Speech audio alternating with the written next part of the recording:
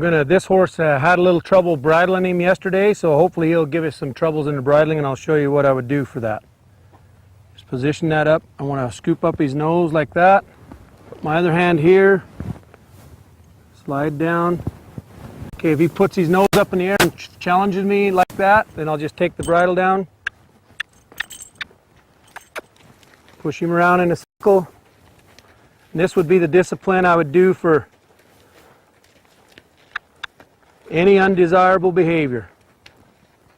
Keep that left hand going down and back towards his shoulder till he submits to me there.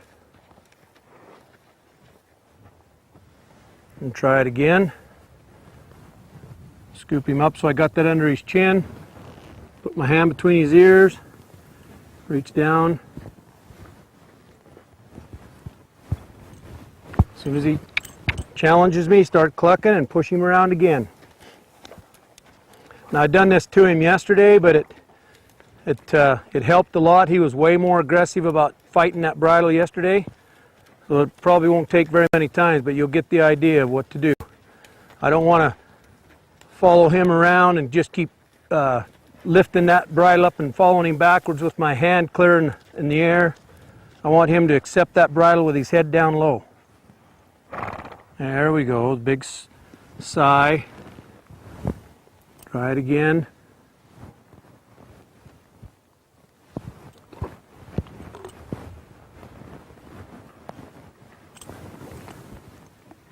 I'll just let it out again. Try that again. A big part of the bridling problems is people jamming that bit into their teeth with your right hand. You want to be very soft and use your thumb on your left hand to get his mouth nice and open so you're not rattling that bit on his teeth.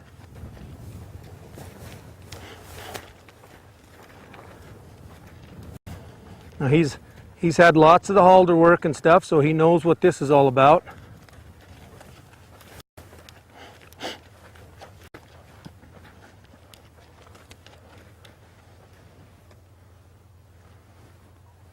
Scoop him up. Change hands. Get my chin strap out of the way. Stick my thumb in his mouth.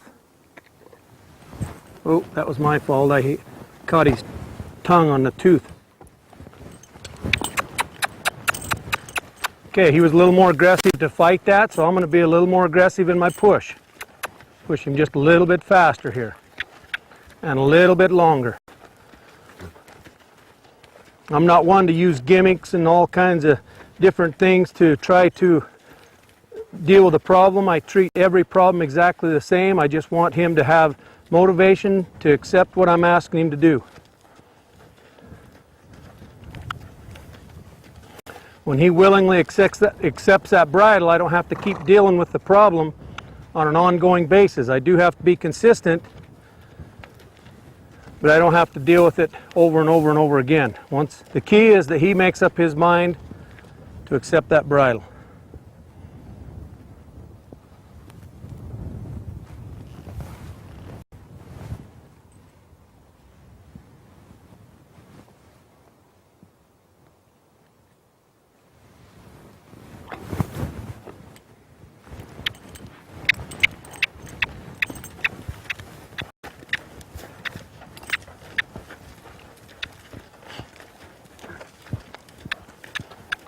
Using my right hand with the bridle as the push. You couldn't do this if the horse wasn't soft enough and didn't understand how to be pushed from the right hand. That's why we go through all those steps and build a foundation so that we can use those steps in the future if we have any trouble.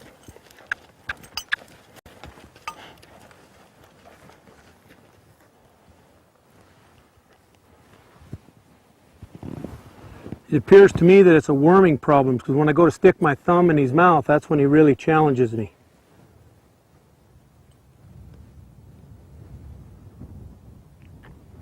Very nice. Very nice. Because he's never had the bit on until yesterday, so he had no reason to to be that resistant from the bridle itself. It was just the sticking my thumb in his mouth. He thought he was going to get the dewormer.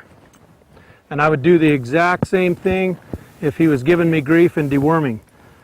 I'd do the exact same thing. I've probably mentioned it before, I'm sure, in the halter course, that if a horse won't let me pick up his feet to shoe him, I won't sit there and fight with his foot. If he pulls it away from me, I'll just move him around. And all I got to do is time it so the reason I'm moving him is because he pulled his foot. Okay, that bridle is a little bit too tight right there. See, I've got a bit of a wrinkle. This head stall, or the head stall right here, is pulling up on the corner of his mouth, so I'm going to let it down a hole.